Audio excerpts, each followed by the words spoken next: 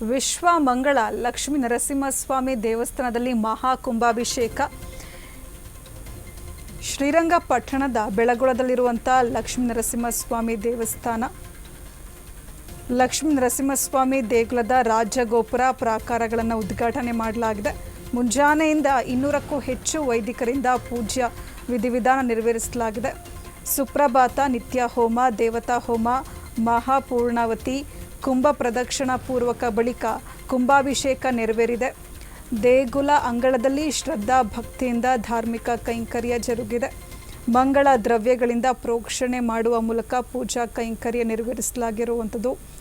ಸಂಸ್ಥಾಪಕ ಆಚಾರ್ಯ ಲಕ್ಷ್ಮೀನಾರಾಯಣ ನೇತೃತ್ವದಲ್ಲಿ ಧಾರ್ಮಿಕ ಕಾರ್ಯಗಳು ನೆರವೇರಿದೆ. ಲೋಕ ಕಲ್ಯಾಣಕ್ಕಾಗಿ 12 ವರ್ಷಗಳ ಕಾಲ ದೀರ್ಘ ಸತ್ರ ಮಹಾಯಾಗ ಲಕ್ಷ್ಮೀ ನರಸಿಂಹನ ದರ್ಶನಕ್ಕೆ ದೇಶ ವಿದೇಶದಿಂದ ಭಕ್ತಗಣ ಆಗಮಿಸಿದೆ. ಕುಂಭಾಭಿಷೇಕದಲ್ಲಿ ಮಾಜಿ ಸಂಸದ ಕುಪೇಂದ್ರ ರೆಡ್ಡಿ, ಶಾಸಕ ಶ್ರೀವತ್ಸ ಭಾಗಿಯಾಗಿದ್ದಾರೆ.